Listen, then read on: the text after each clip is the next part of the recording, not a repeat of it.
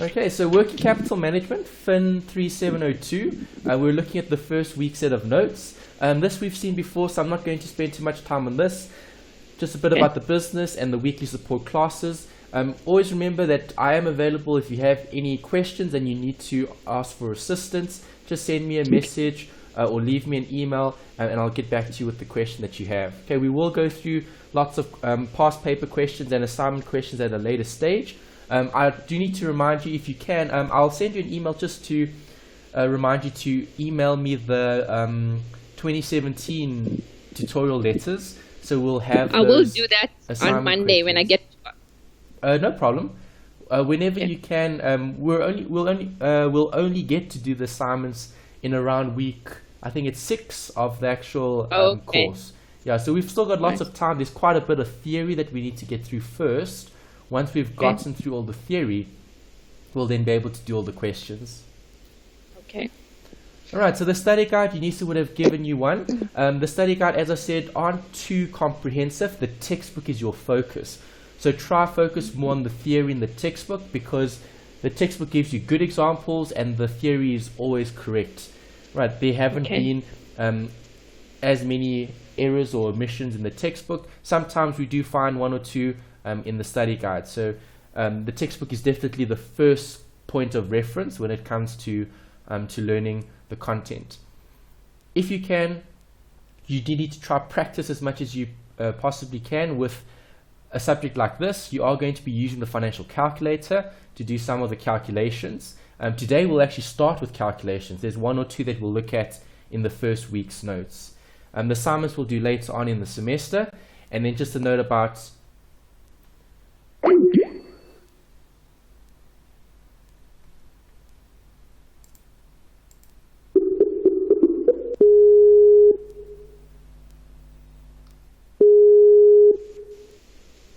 Hi, Melanie. Hello? I see the call dropped. Yes. Yeah, all right, so I just called you back again just to get you back online. All right, so is the screen back up? Can you see it? It's loading now. Yes, it's up. Okay, awesome. All right, so I was just saying that in terms of preparation, try do some pre-reading if you can, just to be more familiar with the actual content in the textbook. As I said, for this module, there's only 3 chapters that you actually need to go through in the textbook in order to do the course. You can make notes to keep track of all your workings so that you have a better idea of how to do certain calculations. And if you have any questions at any time, please feel free to stop and ask me. Okay, so there's a note about some assumed knowledge. There are 1 or 2 things that you'll need to build on from the FIN2601 and the FIN3701. We'll discuss some of those concepts when we go through the material. The textbook chapters I've highlighted here, chapter 3, chapter 14, and chapter 15.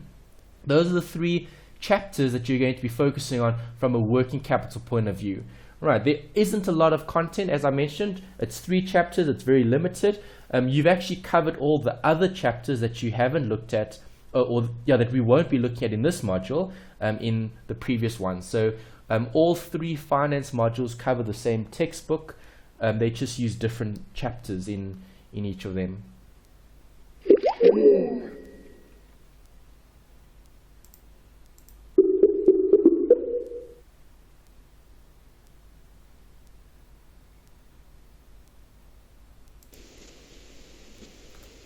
Alright, so on the next slide is the start of the first topic, which is cash flow and financial planning.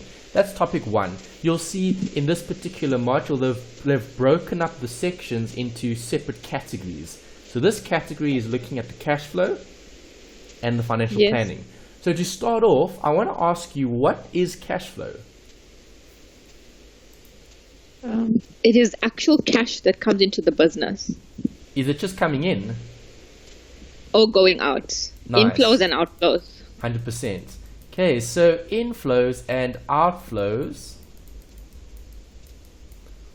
are going to be part of the business day-to-day running of the actual entity. So when looking at operations, okay, we're going to be looking at where do we get all the inflows and where are we allocating the cash. Do businesses go bankrupt because they don't manage their cash flow, or because they're not making a profit? I think management is the key.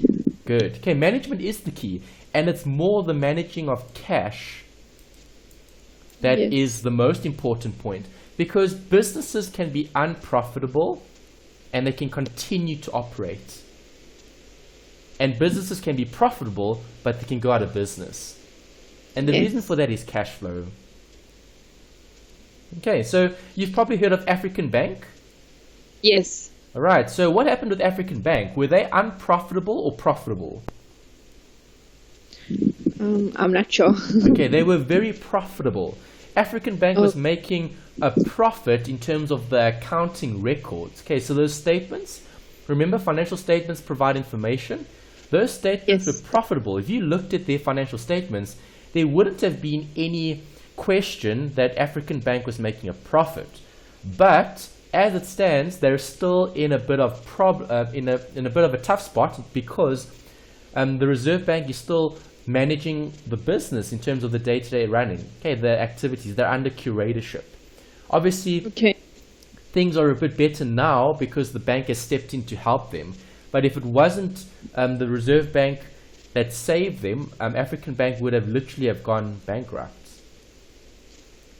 Okay, so you've probably read some news articles about African Bank. Perhaps it was big news around a year and a half ago, okay, when all of this actually happened, and the bank actually had to be bailed out by the state because they had problems with cash flow.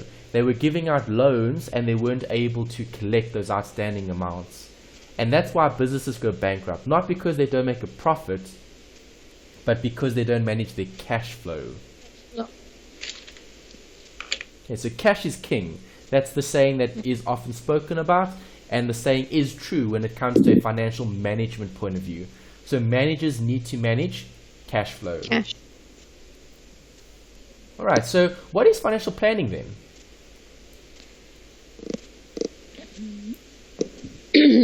I think cash flow has a lot to do with it. Yes.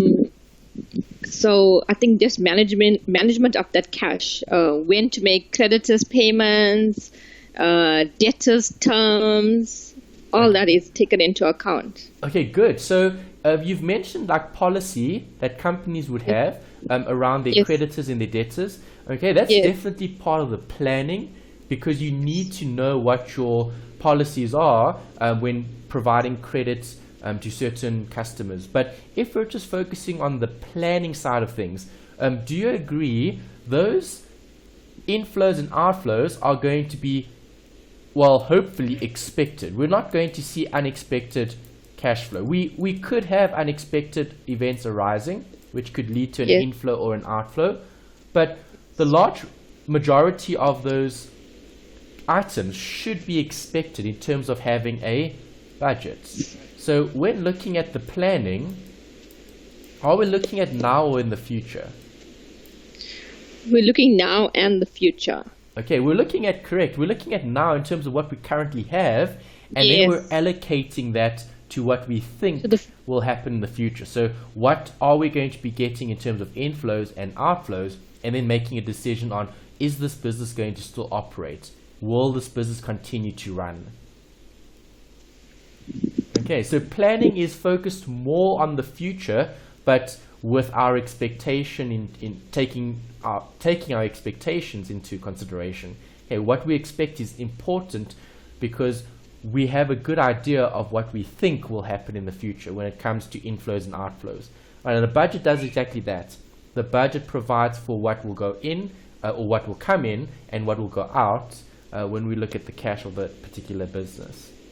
All right, do you budget? Yes, I do. Okay, does your company budget? Yes, all right, every single day, especially for cash. Yes, okay. Companies need to monitor their cash flow very carefully because, as we said, cash flow is the biggest obstacle when it comes to running a business. You don't want a scenario where you can't pay your suppliers.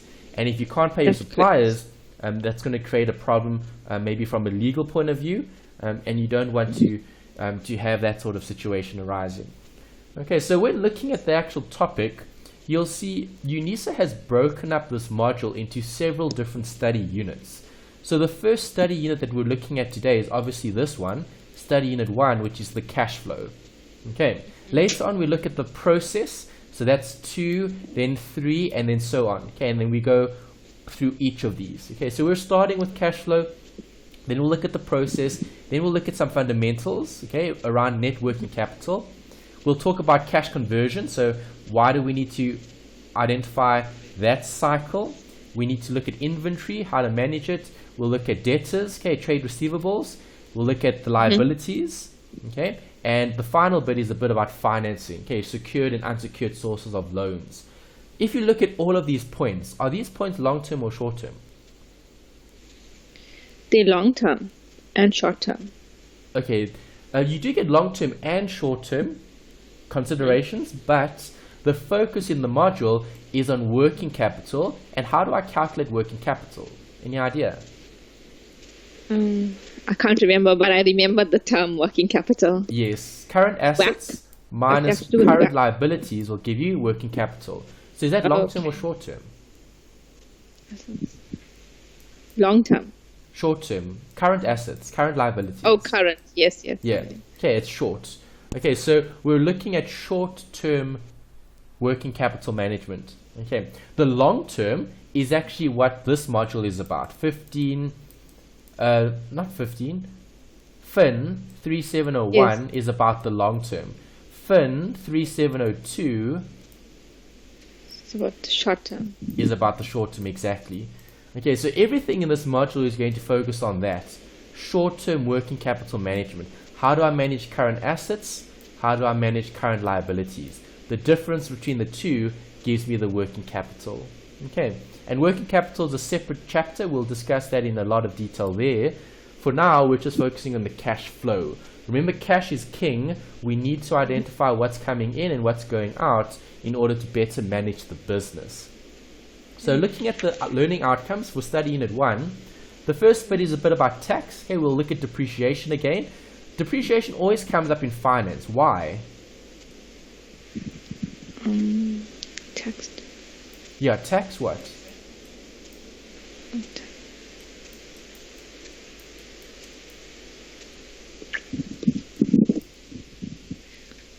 What benefit do we get from depreciating an asset? What is it called? Is it a rebate or? Yes. Okay, almost. A rebate or allowance. Okay, allowance is the right term for the tax saving that we get for being able to claim depreciation. Okay, so businesses want to buy new assets. If we buy new assets, we're going to be able to depreciate those assets.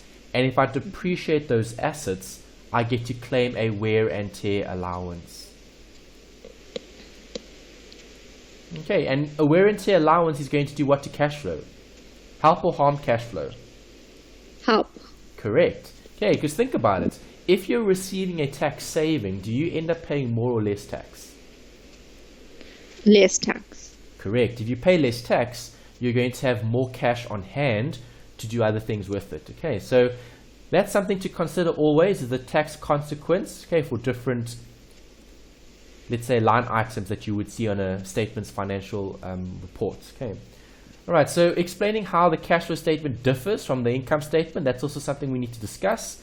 We are going to be using some of your accounting knowledge, and we're going to relate how the accountants prepare their statements versus how the financial managers need to prepare their statements or their reports.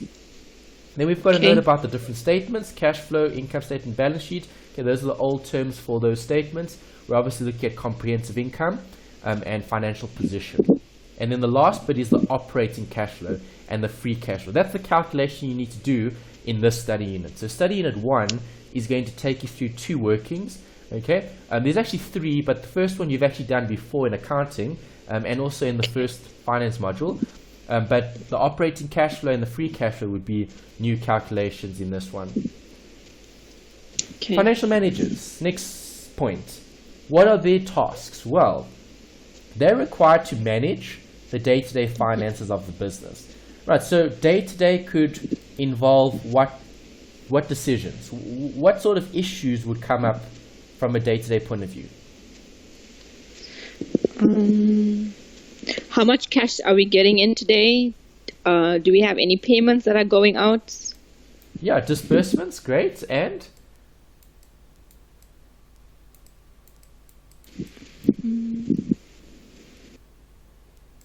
Receipts?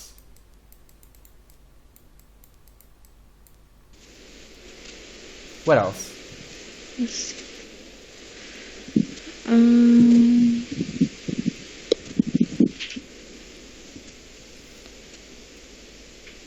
Well, suppliers or contracts? Yes. Okay, maybe the terms even, the terms and conditions. Okay, so obviously the financial manager is going to have input into all those day-to-day running of the business. All right, they'll be signing off the contracts, they'll be making the disbursements or authorizing the disbursements. They'll be checking the receipts in terms of the debtors, and then they might be reviewing terms. They might even be granting credit, so in terms of authority, so authorizing. Okay, so are we going to give a particular creditor, okay, or debtor better terms? Okay, or can we negotiate better terms? So those are things we need to consider when looking at day-to-day. If I'm looking at planning, they need to obviously be part of the budgeting process. Okay, so planning is looking forward. Decision making is obviously making a decision today based on what we know. And then the budgeting is the planning. Okay, part of the management, managing cash. Okay, so if I'm managing cash, there needs to be a budget. A budget has what?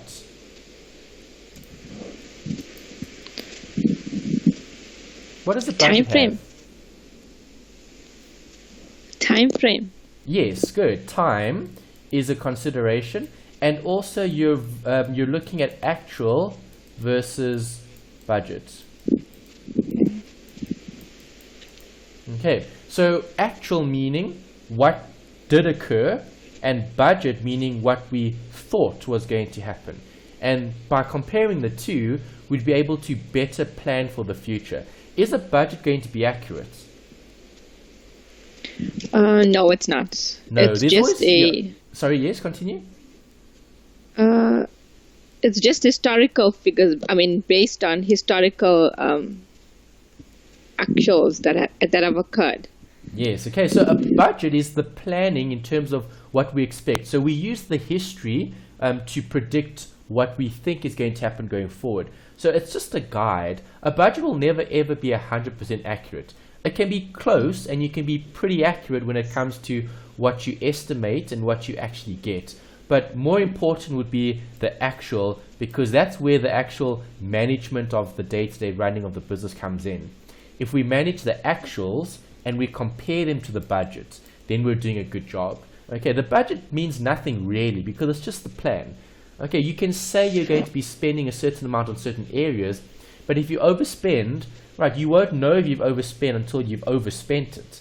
Okay, so we need to actually look at the actual. What actually occurred? And once we know what actually happened, then we can decide, is it good or is it bad? So you do want your actuals to be in line with the budget or better than the budget. So what is the ultimate goal of the firm? We looked at this in 3701. They talked about it there, and 3702 as well. It always comes up. It's a recurring theme looking at the goal of the firm. What is the goal? Maximize profit. Is it maximizing profit? Or is it more than just profit? Can an unprofitable company continue to operate? Yes, it can, if it's managing its cash flow. Okay, so all businesses that start are generally unprofitable. Okay, you don't often get businesses that start that are very profitable. Okay, but in some instances you do. So if we're looking at an unprofitable company that's starting, is that company going to close? No, it won't. Why not? Um, I think it takes time before a company actually makes profit. Yes, okay, so if profit was the goal and that company was unprofitable, surely they should close their doors. They should. I'm not sure. But why don't they?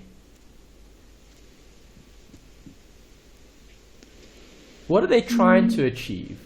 Is it always about profit? Okay, so let me ask you this, Melanie. Melanie, Okay. if you had to start your own business, what would you do?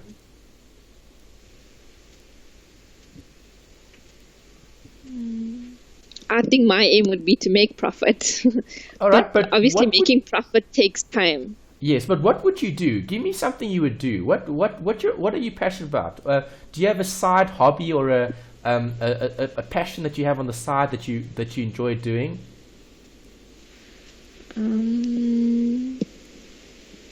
Yes, I do. Okay, and what is that passion? I like baking. Baking. All right, so let's say you're going to start a job on the side in terms of running your own home industry, in terms of creating the best tasting cakes and biscuits and all sorts of goodies for people to buy, and you're going to start that business. If you're starting that business, okay, is the business going to be profitable at the beginning? No, it won't. It won't. So then why are you still doing this then? Why would you still open the Because I'm bakery? passionate about it. Okay, passion is one thing, and the other is value. Okay, do you agree all companies that start out are focused on creating value in some form or another? So it could be in the form of a product, biscuits, cakes, and so on, and that would be a bakery, or it could be a service, okay, offering classes to different students, right? So if we're looking at the ultimate goal is to create what? Value. Correct. Creating value, creating wealth or worth. Okay. Okay, so we actually touched a little bit about this in investments, but that was different. Value then investments was looking at how do we measure equity. Okay, those are other people's businesses. Right, so every business that you see in the world would have started from somewhere. Okay, even if you think about Apple. I mean, Steve Jobs started Apple, right, in his parents' garage. Okay, you've probably watched the film. There's two really good films out. The one is with what's his name? Ashton Kutcher. Okay, Yes. called Jobs, right? And then there's a newer film called Steve Jobs. Okay. Okay, there's two films. The one is with Ashton Kutcher, and the other is with Michael Fassbender. There were two. The one was quite recent. I think around 20. Let me find that actually quickly. Let's Okay. go back and find it. Where's my? Okay, here's my Google. All right, so just to show you that Jobs. Okay, Jobs is not going to help us. Jobs film. Okay, there we go. All right, so there you are, Jobs. This was the first film that came out in 2013. Okay, and this obviously had Ashton Kutcher, if I'm not mistaken, in this one.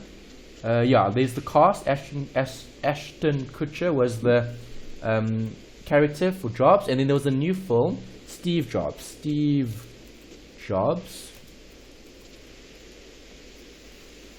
Okay, yeah, and this one came out in 2015. Okay, that was actually very recent. Okay, 2015, about a year and a bit ago. Okay, so that also spoke about the life of Steve Jobs. All right, so when looking at something like that, Melanie, do you agree? Yes. When Steve Jobs started Apple, he did it because he loved computing. He loved computers and programming, and he wanted to create a product that could do more and that was valuable to society. And that's why Apple is Apple today, because Apple focuses on value. And obviously they're creating so much value that they can charge a premium for it. Okay. Okay, is that alright? Yes. Okay, so always remember that the ultimate goal for any firm is to generate value, because the question that I pose to you here is the word profit. Are all companies profitable? No. No, they're not. Okay, so a very big company that you might be familiar with. Do you use social media? Yes. Okay. Have you used Twitter? Yes, I do. Okay. Oh, you do even. Okay, so Twitter. All right, so Twitter financial statements. Okay, let's try get the... Okay, 2016 probably wouldn't have come out yet because 2016 was just last year. So 2016 probably hasn't come out yet, it hasn't. Let's look at 2015. Okay, so the 2015 annual report, I want the PDF. Okay, for Twitter, there we go, this one here. Alright, so if I open this file and you look at Twitter, let's go to their financial statements. Okay, let's quickly scroll to it here. Okay, financial statements and supplementary data, page 63. Can you still see this on your screen? Yes. Awesome. Okay, great. So, if I look at the financial data here, I want the summary. Let's have a look. Where is the summary? There we go. Okay, that's assets and liabilities. Okay, so if I look at Twitter's assets and liabilities, let me make it a bit bigger so you can probably see it. Alright, so does Twitter have assets? Yes, they do. Yes, they do. Okay, they've got a lot of assets. If you look at the assets here, okay, they've got 6, and this is in thousands. Alright, so we need to add 3 zeros here. So that's 6 billion. Okay, Yes. Twitter has 6 billion rand worth of assets at the end of 2015. Okay, obviously we're still waiting for 2016 results to come out. Okay, but this is a set of financial statements for Twitter. Okay, this is public information. Why? Twitter's a public company. They're listed on the New York Stock Exchange. So if you wanted to buy shares in Twitter, you'd be able to get the information on this particular company. So looking at financial management, let's decide, is Twitter managing their financials? Well, if you look at Twitter, do they have assets? Yes, they do. Yes. Have their assets grown? Yes, they have. Yes, they have. Right, but Twitter also has liabilities. So if you look at their liabilities, you can see that their assets far outweigh their liabilities. So is there value in this company? Yes, there is. Okay, so now I'm going to ask you a question. Do you think Twitter is making a profit? You use Twitter, so do you think they're making a profit? I would think they do. Alright, so Melanie thinks Twitter makes profit. What sort of profit do you think they're making every year? Just as a guess. With 6 billion rand, with $6 billion worth of assets, surely we can make a profit. So how much profit do you think they make? Just a guess. Not sure. Just a guess. Any guess. Go for it. I would say in billions of profit. All right, $1 billion. So, okay, let's assume, okay, with $6 billion worth of assets, surely Twitter should be able to make a profit, right? Well, let's have a look at their statement of comprehensive income.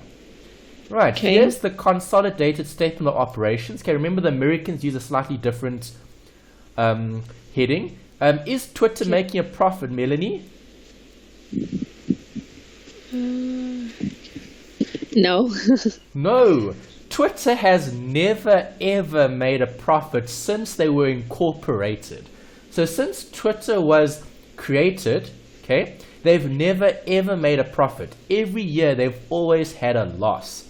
In 2013, they had a $645 million loss. In 2014, they had a $577 million loss. And for the year ended 2015, Twitter had a $521 million loss. And that's the net loss. That's after getting in all the income and paying for all the expenses, and you're still sitting with $521 million in the red. Good or bad company? It looks bad. It But is. the losses. It's very bad. I mean, if you look at the financials, right, every year, and you can get financials all the way back since they were incorporated. Right, Twitter has never ever made a profit, and they probably will never ever make a profit. But does Twitter still exist? Yes, it does. Okay, so why does Twitter still exist? If the primary goal is to make a profit, Twitter shouldn't have continued operating for so long. But Twitter will still be around. Twitter will probably be around still for the next 10, 20, 30, 40 years until the next big thing comes out. Yes. Right, so what is the focus when looking at a company? And this is a real world company that's making huge losses every single year. I mean, can you imagine so we were estimating $1 billion in profit. Right, this is almost the complete opposite. $521 million is $500 million, and that's a loss. That's scary, do you agree? It is. It's very scary. All right, so the loss is minus 500 million. That's how much the loss is, and that's in US dollars even. Okay, so what is the ultimate goal for the firm? Is it about this? No. Definitely not. If that was the focus, all companies should close if they're not making a profit. Twitter is making money, but they're not showing a profit. That's the only problem with the example. Okay, if you look at the assets, okay, if Twitter had to sell all their assets today and pay off all the liabilities, all right, 6.4 billion minus 2 billion gives you 4.4. So on paper, in terms of assets and liabilities, Twitter as a company is worth 4.4 billion. That's the value of the company. Okay, but in terms of profitability, they make nothing every single year. They actually lose every single year. Quite interesting, hey? Yes, it is. Okay, so when focusing on finance, do the accountants care about the profit? No, not the accountants. The accountants do. That's all they care about. Accountants want profit, but do the financial managers care about profit? No. No. Financial managers are more concerned with the day-to-day running of the business. So Twitter, in terms of day-to-day running of the business, they're still operating because they can manage their cash flow. Money coming in, money going out. They're not bleeding cash. Right, they're still net positive in terms of cash flow, but they're very negative in terms of profit. Okay. All right, so coming back to our slide here, remember the ultimate goal is value, not profit, because value is how we generate increased shareholder wealth. And remember, we're talking about finance, so we're talking about maximizing shareholder wealth. And the way to maximize shareholder wealth is by maximizing the price of our equity. Okay, and that's why share price is a way to measure value. And that's something that we're looking at in the investment module. Okay, we're looking at the actual valuation. Okay, in this module, we'll look at the managing of the company in terms of finance. Okay, day-to-day running of the business. Right, so long as Twitter is doing things correctly day-to-day, they'll continue to operate forever. Right, and at some point, maybe in the next 10 years, we'll see a profit on the books. But for now, we're not seeing a profit, and we've never seen a profit. But that doesn't close the doors in terms of Twitter not being a valuable company. Twitter still does a lot in terms of social media, and they're making a difference in a lot of people's lives. I mean, you using Twitter, I mean, I'm also using Twitter, so in terms of Twitter, it's valuable. People are using it, and they're getting some sort of benefit from it. If they weren't, they wouldn't be using it. And that's something to consider when looking at their cash flow. All right, do they show the cash flow statement here? I'm just curious to see. They might, sometimes they don't. Okay, they've got the statement of changes in equity. Okay, there we go. Here's the cash flow statement. Right, here's Twitter, consolidated cash flow statement in thousands again. Right, you can see there's investing, there's operating and financing. And if you look at their cash flow, there's the cash flow. Cash and cash equivalents at the end of the period. Right, have a look at that. A very different picture, hey, compared to its profitability. Yes. Positive or negative? Positive. Positive. Every single year, they've got Yes. positive cash flow. All right. Sometimes they get more, sometimes they get less. If we just look at that, okay, those two line items, cash and cash equivalents at the beginning and cash and cash equivalents at the end. Right, so if we look at the 3 years, okay, in 20, what year was that? 2013. Okay, so in 2013, cash flow was very positive. They made a lot more during the year. In 2014, they also made a lot more during the year. And in 2015, okay, that went down a bit. So only in 2015 did this company actually have a decrease in cash flow.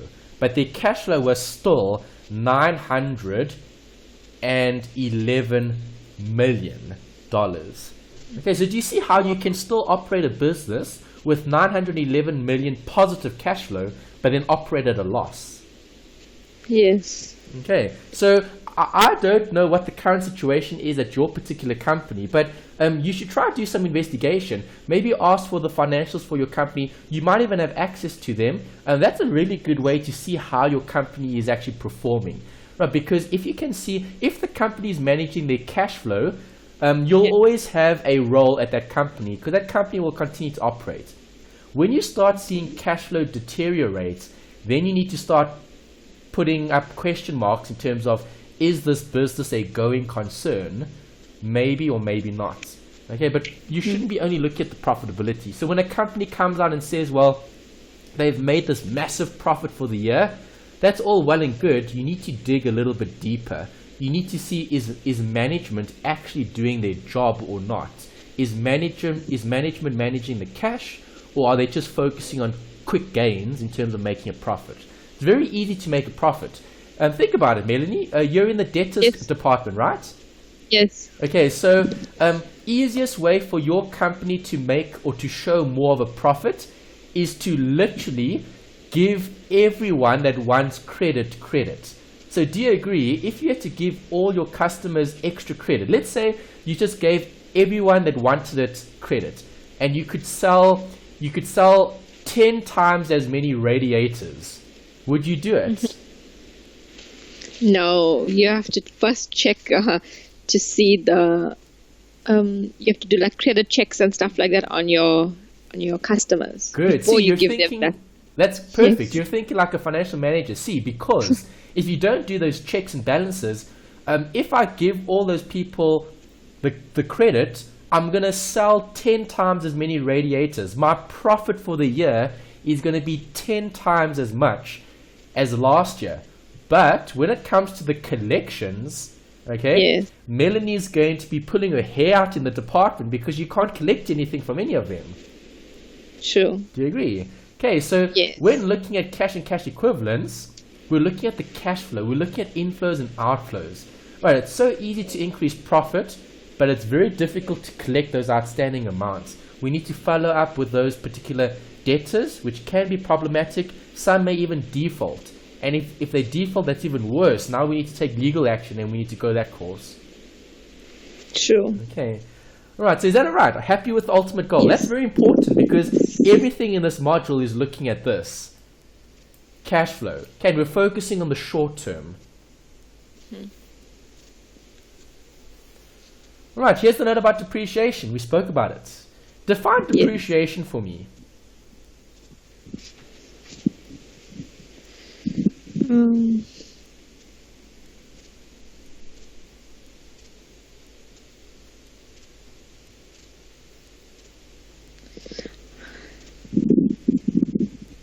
How would you describe it?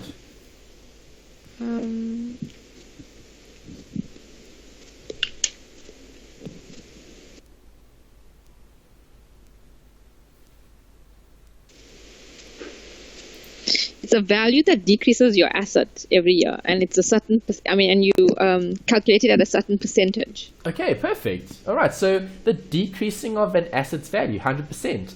Okay, so from a financial management point of view, okay, do we want assets to decrease in value? No. No, we wouldn't. Okay, but it is going to happen. So if assets are going to lose value, the next best thing is to try to benefit from that. So how do we benefit from a loss in value for an asset? Wear and tear allowance. Correct. Okay, that's the key. Because now, in terms of finance, right, so let's think about businesses. Okay, so if I'm talking about a business will buy new computers. Okay, so let's draw a little computer there. Okay, all right. So now, in terms of technology, computers, why do companies upgrade their computer systems? Other than to improve the efficiency. Because obviously newer computers operate faster than older computers. So that might be a reason why we would want to buy a new laptop, PC, tablet, whatever the case might be. Okay, so if we're looking just at computers, what incentive does a company have for buying new computers other than to speed up the production process? Do we get an allowance? Correct. You get to claim an allowance from SARS. Right, so do businesses like paying tax? No. No. And that's why we're going to be allowing an allowance for the depreciation. And is that going to increase or reduce our tax?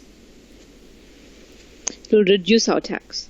100%. So by reducing our tax, we end up paying less. Does that help or harm cash flow? It helps cash flow. It helps cash flow. And that's the reason why government incentivizes the purchase of new assets, is because they know businesses need to grow. So businesses aren't going to be inclined to buy new equipment if they can't get some sort of benefit from using that new equipment. So the benefit would be, well, increased production. But let's assume that production was fine. You're doing everything correctly with what you've got. Okay, there's no incentive to buy something new, but there is if you've got a wear and tear allowance to claim. So if I'm looking at computers, I can claim over 3 years, okay, according to the SARS practice notes. So buying a computer new, every 3 years, I'll be able to write off some of the costs. Okay, do you see how that benefits the business? Yes, it does. Okay, and that's important because that's financial management in terms of the actual day-to-day running of the business. So a way to help reduce your income tax expense would be just to purchase assets that you can depreciate. Because if you buy assets you can depreciate, you're going to be claiming more and more wear and tear. And if you claim wear and tear, you're going to reduce your tax, which is a saving for the business. Do all assets have the same depreciation though? No. No, they don't. Good. Okay, assets are depreciated according to a specific time frame, and that's regulated by SARS. SARS will tell you how much depreciation you can claim each year based on the type of asset you've got. Right, so do you know how to calculate the depreciable amount? Let's have a look at this example. We're looking at depreciable value, which is costs that we have in terms of the actual asset that we've bought. So if I'm buying an asset like a machine, am I going to include the installation costs? Yes. Why? It's part of the purchase price of the machine. Okay, it's not part of the, well, it could be part of the purchase price, you're right, but remember we spoke about depreciation. What's the definition? It's the use of the asset, right? Yes. So can I use an asset if it's not installed? No. No, I can't. And that's why we include the installation and setup costs. Okay, so costs that are included are all the costs. So if I look at the machine as being a depreciable asset, okay, what would the cost be for this asset, this machine? The cost will be 520,000. Correct. Okay, I need to include the extra 20.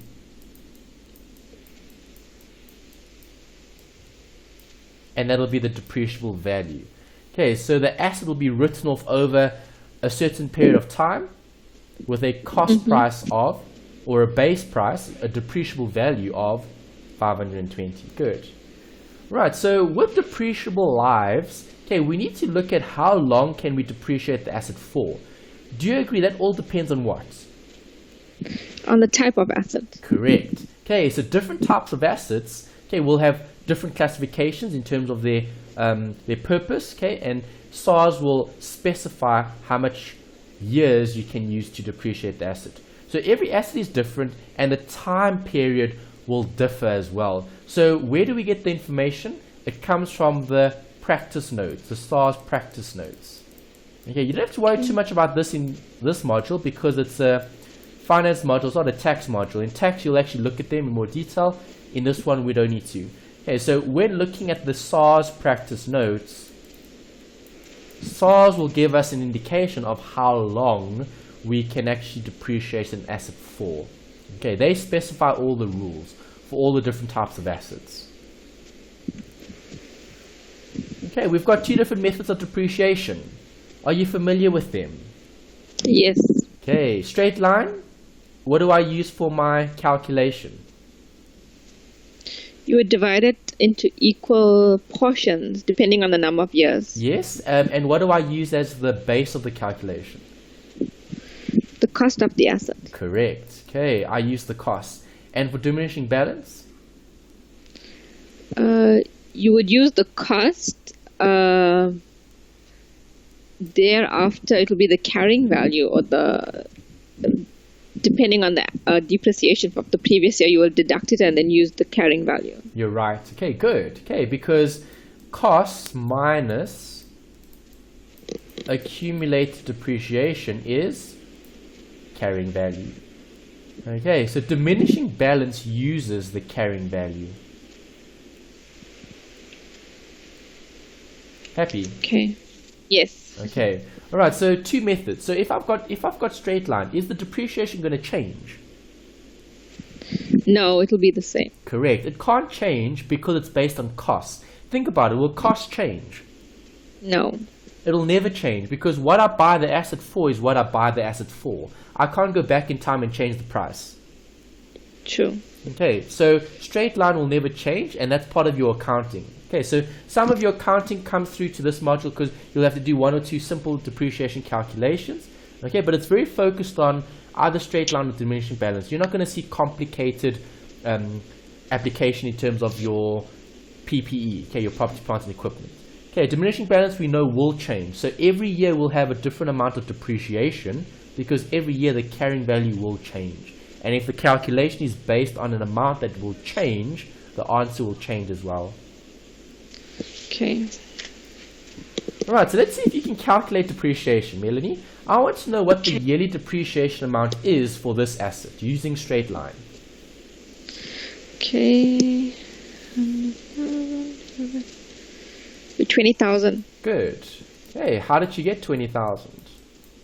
100,000 divided by 5. Good. Okay, sometimes questions will give you this, number of years. Sometimes they'll give you a percentage.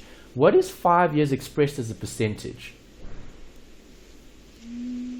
Will be 20%. Correct.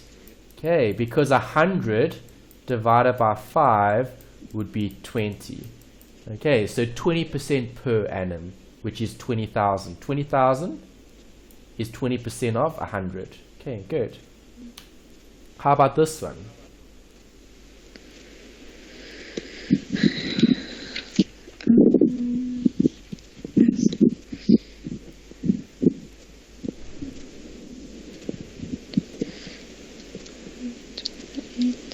$50,000. Good. Again, how did you get this one? It's 400,000 divided by 8. Okay, good. Right, and 8 years would be 12.5%. Okay, because 12.5% times 8 gives you 100%, which is the total value of the asset. Okay. Okay, nice. Right, what happens if I have this scenario?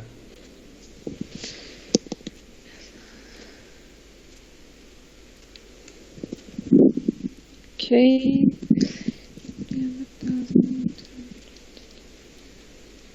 Be 60,000.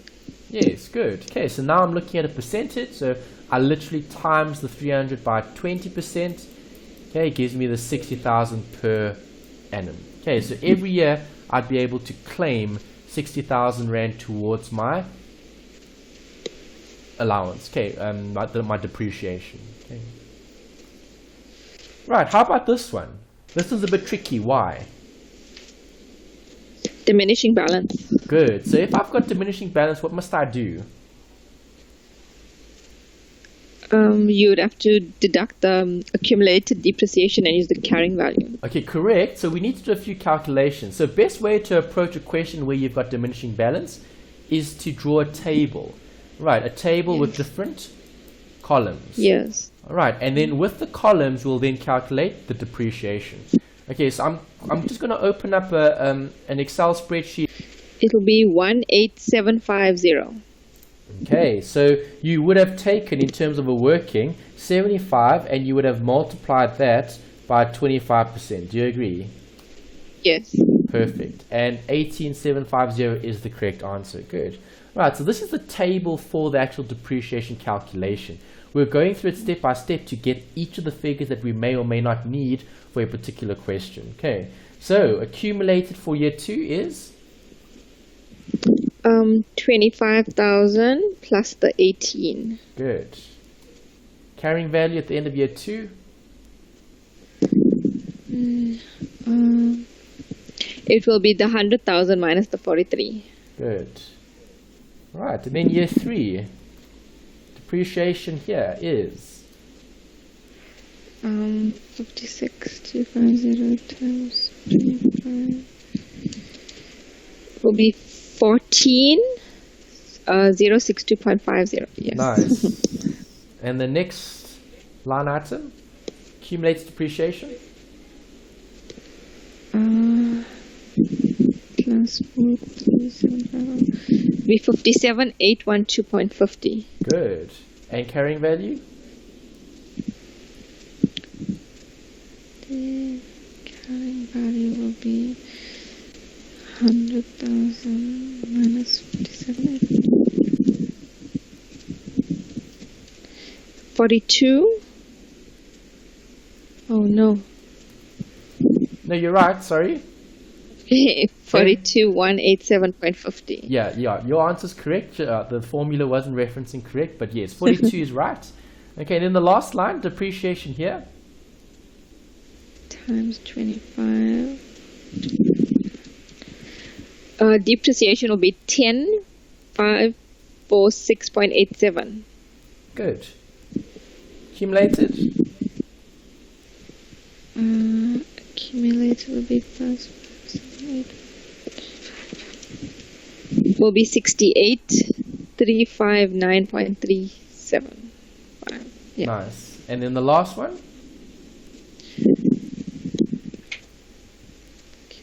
Value will be minus 100,000. Will be 31,640. Correct. Well done. Okay, and that's how we do diminishing balance. So diminishing balance takes a lot longer to calculate because you need to look at all of these values. Okay, these values are key when it comes to calculating depreciation. Okay, I'm just going to highlight that. Okay, so carrying value is key when looking at the actual diminishing balance. All right, great. So you're happy with that? Yes. Awesome. Okay, here's a note about the accounting. Okay, so we know accountants generate accounting statements, and a statement that we can see is the cash flow statement. A cash flow statement will have 3 categories: operating, financing, and investing. So now we need to try to think back to our FAC 1601 where we did cash flow statements. We need to consider these 3 areas. If I'm focusing on operations, okay, I've put a note here: sale and production of goods and services. So if I'm looking at operating, what cash flow are we going to see under operations? Give me some examples. If it's related to the sale and production. It will be your actual sales. Good. So sales, cash or credit? Sales will be cash sales. Good. Cash sales. What happens to the credit sales? Do I show those? Credit sale.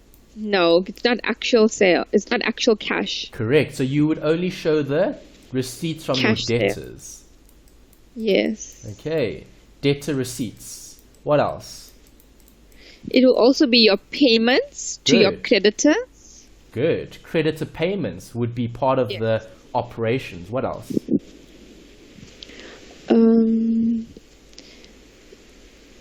Like income that you'd be generating, like rental income. Perfect.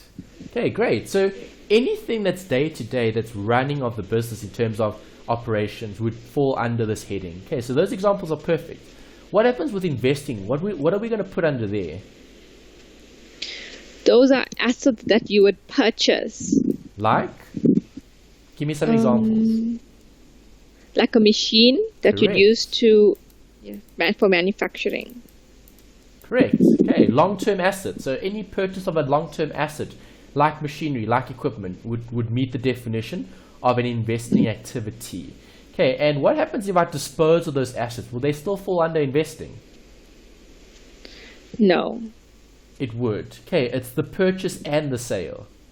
Oh yes. Oh, yes. All right, so if I had to dispose of an asset, it'll also fall under the investing activities. Right, because remember, investing is the We'll heading collect for that cash. category. You can invest and you can divest. Okay, so if I invest, meaning I'm taking cash to invest in an asset. If I'm divesting, I'm going to be taking investment away from the assets. I am selling those assets. Okay. Okay, so purchase or sale of assets. And then financing, what can go under this heading? Financing will be your bank, the actual cash that's in your bank. Okay, not And quite. maybe also loans. Okay, that loans, you would take, yes. Yes. All right, so if I acquire a loan, inflow or outflow? It's an inflow. Correct. Acquiring a loan will be an inflow from a cash flow point of view. If I pay off the loan, It's an outflow. good. What else could we have under financing? We spoke about debt, which is the loan. Now tell me about equity. Purchase of maybe shares or something, I think. Good. So if I invest, hold on. If you're looking at purchasing shares, you're looking at purchasing an asset. That's investing. Okay, So yes. just clarify. You've got shares. What do you mean by shares? If you purchase. Not purchase, because that's investing. Okay. Maybe if you, I think collection of, what is it called? I know there's something about shares that go in here. I can't remember now. Okay, it's issue. If you issue shares. Yeah. Oh, okay. Okay, because think about it. If I issue shares, am I receiving capital? Yes. Good. Why? Because I'm selling shares for the business. So when you said selling shares, you just had to be more specific. Selling the business's shares or selling shares in the company.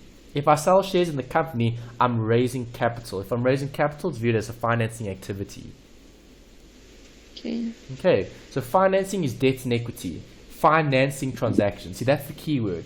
Okay, it's looking at the company's debt and equity. Okay, in FIN3701, we looked at debt and equity, raising capital. We'll actually speak about it again here as well, in terms of raising capital. Okay, so Okay. we're looking at accounting. Do accountants care about cash flow? Cash. No. Yeah, that's not their focus. Okay, accountants focus mainly on the actual presentation of the financial statements, which focus more on profit rather than cash flow. There is a cash flow statement, which is good because the cash flow statement brings in more of the finance. Right, so I've given some examples to consider on the textbook in terms of the actual inflows and outflows. Okay, so the point I'm trying to make here on this slide is the difference between accounting versus cash. Okay, so accountants use what basis of calculation? How do they prepare their statements?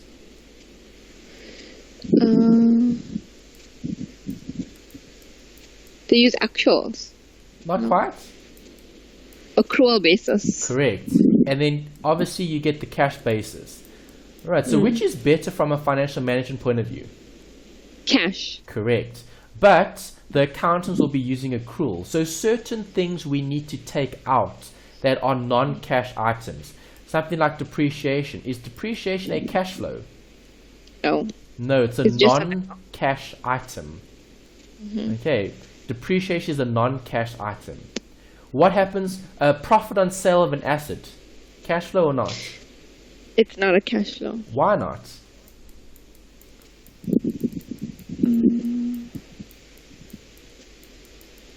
It's an accounting accrual for the difference between your carrying value and your proceeds, right? Yes. Yes. Okay, so if I'm looking at profit on sale is an accounting entry to satisfy the accountant's need for the accrual basis. Okay. If I've got an amortization of or impairment, amortization or impairment. It's non-cash. Good. Amortization is a non-cash item. Impairment also. Yes. Okay, what about bad debt? It's also a non-cash item because you're not going to be collecting that actual figure. It's just an accounting entry. 100%. Perfect. Okay, bad debt has no cash effect. Okay, you don't pay someone bad debt. You're just writing off an amount that you didn't receive. Okay, good. Right, so all transactions have a cash flow effect. Sorry, not all. Do all transactions have a cash flow effect? No, not all. Not all. And those are the ones that we need to be mindful of.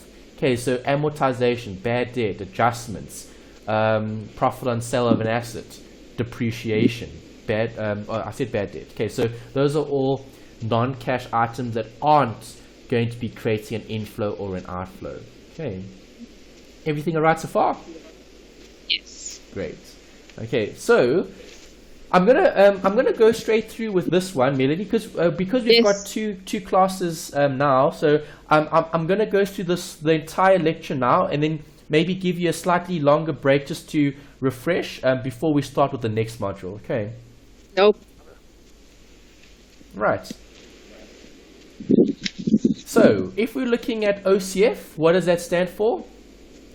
Operating cash flow. Exactly. So if it's part of operations, it's day-to-day running of the business. So which statement shows you the day-to-day running of the business? The cash flow statement. Okay, the cash flow statement shows you the cash flow for the entire year, not specific to operations only. They show operating, financing, and investing. Yeah, the statement... Your income statement. Correct. Statement of comprehensive income. Yes. That statement focuses primarily on the operations. So I can look at the statement and I can then make a decision on how is this company operating, good or bad. Okay, so when getting the actual OCF, I need to consider net profit after tax. So where does net profit after tax come from? Net profit after tax will be from your income statement. Correct, but we need to derive it from the earnings before interest and tax. Okay, so sales, cost of sales, gross profit, all of those line items. Normally from an exam point of view, they'll start here. Okay, so if I'm starting with EBIT, what do I take off EBIT?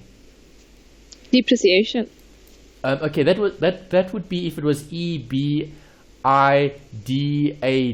Okay, where it's before interest, depreciation, amortization, and tax. Okay, if I've got EBIT, it's before interest and tax. So I would have to take off the interest, which gives me the EBT, and then I take off what? The tax. Okay. And then I get the net profit. Okay, so from a working point of view, you could either draw up all of that in terms of the statements, okay, that you've learnt in terms of your accounts, or you can use this equation. What does that equation do? It takes off the tax, right? Yes. Okay, so here you look at EBIT times 1 minus tax because you're taking off the tax. Right, so normally they'll give you a question where they'll ask you to work out OCF, and then we're going to be using OCF to calculate free cash flow, FCF, okay, free cash flow. So the first step I want you to calculate is obviously the OCF. So can you work out OCF for company A, given the EBIT and the tax rate and the depreciation? Okay, here depreciation was given. Why is depreciation given? Is depreciation a cash flow? No. No, so what do I do to depreciation?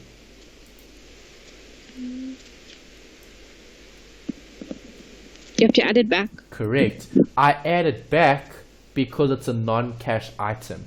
So I would have received a tax saving, but that tax saving equates to a net profit after tax figure. So the depreciation must be taken out of the net profit after tax because you're looking at what you're actually doing in terms of operations, OCF. Okay, so always remember just to add back the depreciation. All right, so see if you can work out these or this one, and then there's a few more on the next slide. What's the answer for the first one? Give me the working. Okay, so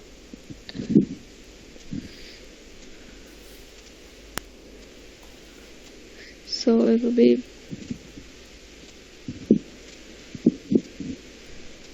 it'll be 500,000 times 1 minus 28%, yeah, plus the depreciation, which gives you an answer of. Let me just calculate that.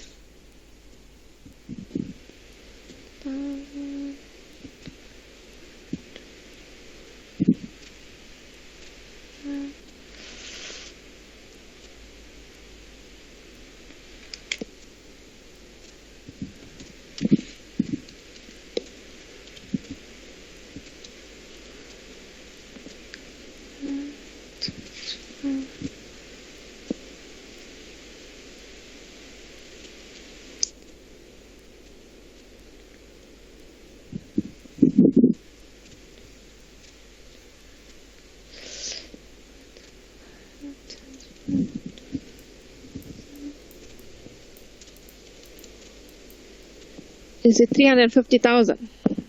385,000 Oh. total. Final answer. Okay, so 500,000.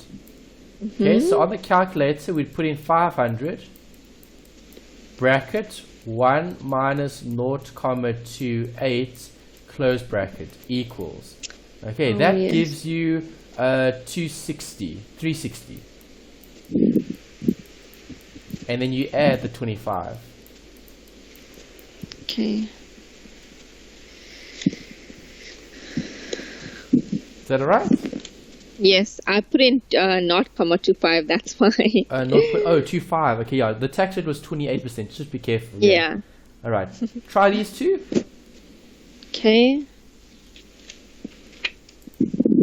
Good. The second one is... Okay. Oh, you've got them both.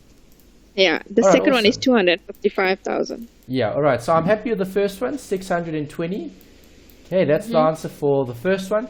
Obviously taking the EBIT. I've just changed this. I know on your slide it says B and B. Okay, so I've just changed it to company C and company B just so that it's different. Okay, that was a typo there. And then the second one, let's just quickly double check. 400 times the 1 minus the tax plus the 15 does give me 255. Well done, good. Okay, so OCF 255. Right, so looking at those companies, let's apply some decision making. Okay, if I look at company B and C, which is better?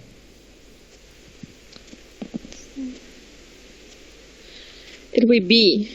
Why?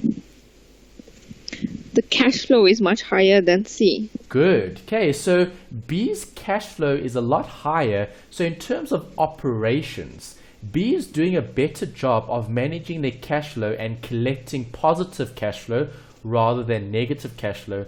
Okay, in terms of, well, both are actually positive, none are negative. But if it was negative, it would be a problem because now we're not making a profit. Okay, we're actually losing cash in terms of the outflows being greater than the inflows. Right, so when looking at developing the cash flow statement, the cash flow statement focuses on the EBIT and it's looking at taking out all those non-cash items first in order to get the final amount, which is the OCF. And the OCF is what I'll be using to calculate the next working, which is this, the free cash flow. Right, so what is free cash flow? Okay. Well, the definition focuses on two things, okay? Meeting all our expenditure and having invested in fixed and current assets. Right, so we know companies are going to have to operate and companies are also going to have to invest in fixed and current assets. And the reason for doing that is to keep operating, is to give capacity, okay, to the business. So when looking at free cash flow, we're looking at what is available. Okay, you'll see it's actually quite nice that you're doing the investment module as well this semester, because in FIN3701 we cover the free cash flow valuation model there as well, which is an absolute valuation model, and it uses concepts and theory from this module, right? Because finance and investments are very closely related. The one's focusing on cost in terms of how much does it cost me to invest in a particular project, and the other subject is focusing more on the return. Okay, so what do I get from having invested? So obviously this module is looking at the cost more than the actual return. So when looking at free cash flow, I want to know how much is available to my investors, which are my owners of the actual capital, okay, or the business. So how are companies financed? Some companies take loans. Yes, and a loan would be considered? As a liability. Yes. Debt. Correct, debt. And? Equity. Equity. Right, so companies finance assets, okay, the business, in terms of debt and equity. Right, debt is the borrowing, so we lend, okay? We lend money to businesses, businesses borrow, and then equity is what they raise when selling shares in that particular organization. Right, free cash flow. We saw a note about the definition. We now need to look at the working. So when looking at free cash flow, this is the formula you're going to have to use. Right, keep it simple. This is an NB page in terms of your equation, okay, for your free cash flow. There's the equation for free cash flow. I've put definitions for the acronyms at the bottom. Right, so OCF is operating cash flow. How do I calculate operating cash flow?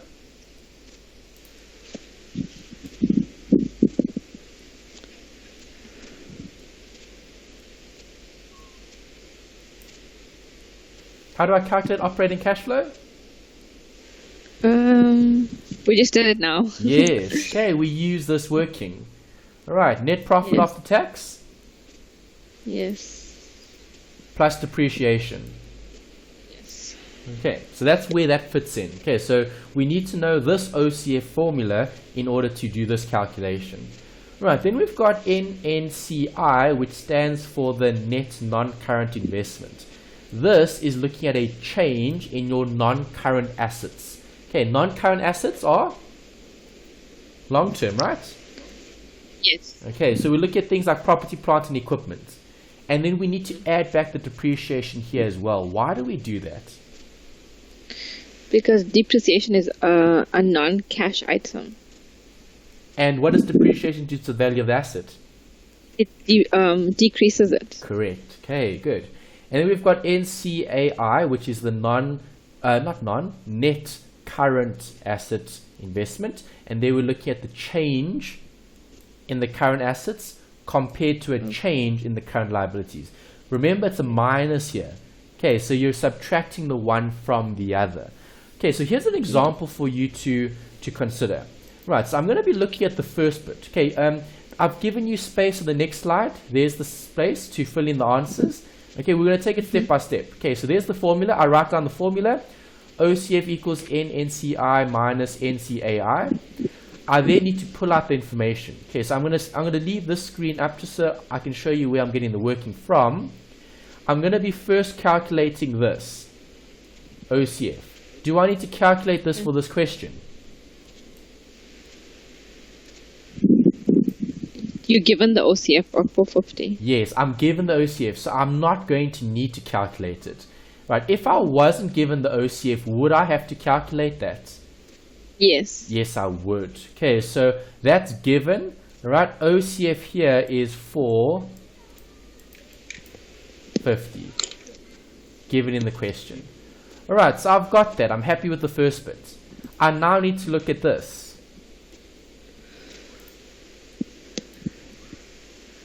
Okay, to get that, I'm going to be looking at that. The net change in non-current plus depreciation. So there's my non-current assets. What is the change from 2012 to 2013? 200. Plus or minus? Plus. Good. Okay, there's a positive 200 here. And then I still have the depreciation, which is how much? 100. Correct. So what is the net non-current investment? 300. Good. Ooh, too much. Okay, there. NNCI is 300, right? Okay, that's the working for it. Still okay? Yes. All right. Let's go back. Now I want to work out this, the NCAI. So I need a change in current assets minus a change in current liabilities. So current assets, what's the change? 100. Plus or minus? It's a plus. Good. It's important to identify the sign because remember, over here you've got a minus and then you've got a change. So it could be a minus of a minus is a plus, or a plus and a minus is a minus. Okay. If I look at the change in current liabilities, what is that?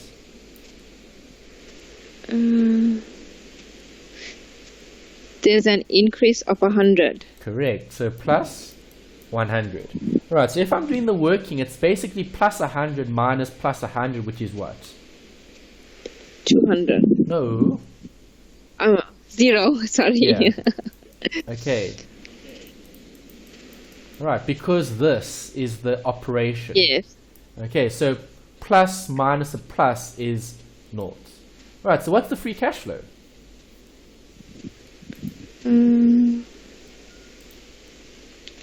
450 minus 300,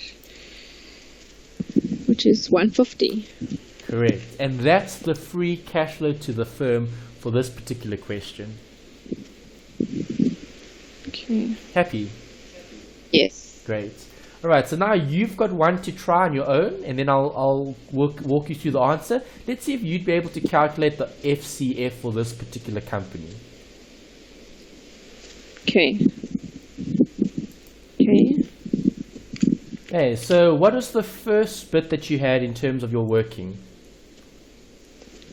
Okay, so I had for NNCI, I had 19 minus 15 plus 300, which was 700. Well done, that's correct. Good. So you have the right NNCI, which is the non-current investment, okay, because that's something that we need to do in terms of free cash flow. Remember, free cash flow is what's left over after taking out all the investment.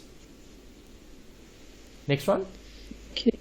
So for NCAI, I had 2,800 minus 2,200 minus 600 minus 900. Oh.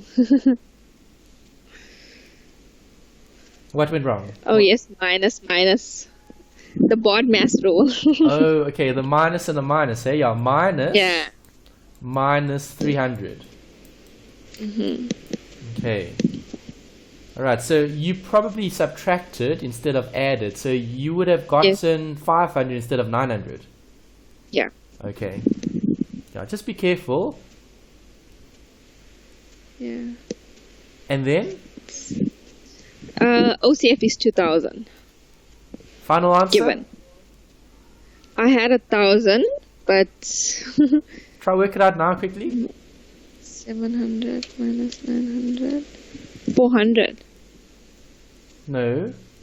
How do I get free cash flow? So it's 2,000. Oh, 400. Yes, you're right. Sorry. Yes. Okay, yeah, it's subtract. So it's 20,000. It's 2,000 minus 7 minus 9 is correct. Yeah, because that's 16,000. Not 16,000. Yes. What am I saying? It's 1,600. Okay. Yes. All right. Good. So 400 is the correct answer for free cash flow. Okay. Great. All right. So well done. That's the calculation that we need to take away from study unit 1. All right. Then just the last slide here is look at financial planning. We spoke about it at the beginning. Remember, planning is referring to the future. Okay, we're looking at the guiding, the coordinating, and the controlling. Remember, we're looking at trying to achieve those goals. Okay, so what goal does a company have?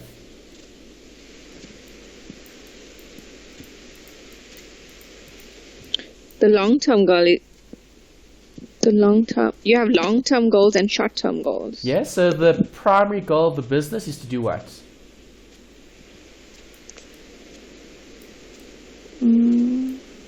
Primary goal of the business is to generate?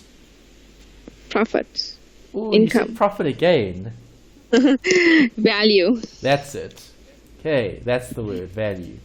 Okay, remember, companies aren't going to be profitable until they've created value. If you're creating enough value for enough people, you're going to be profitable.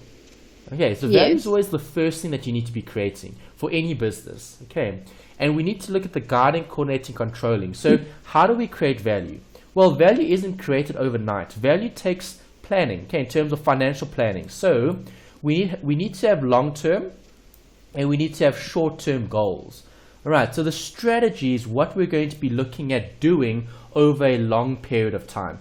And then the short term is the step-by-step process, right? That incremental, okay, move towards the ultimate goal. Right, so 1 to 2 years is generally considered more short term, okay? Anything under 5 years would be considered more short to medium term. Then long term would be anything greater than 5 years, okay, so longer than 5. Right, so I want to ask you quickly, what are some of your goals currently? What is a long-term goal that you have, Melanie? Long-term goal.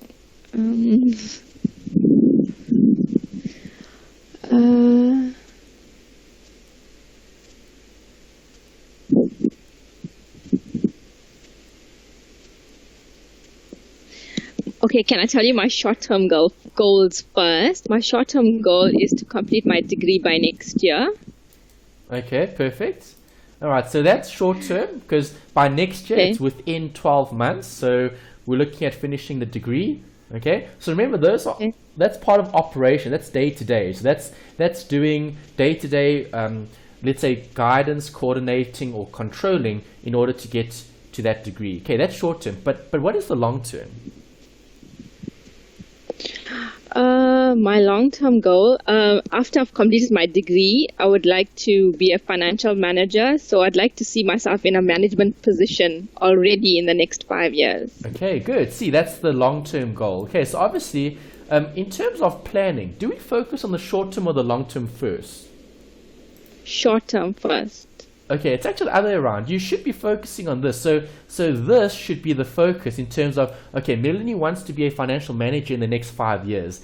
And now let's reverse engineer the actual process to get there. So the process would involve completing the degree, and that's how we achieve it.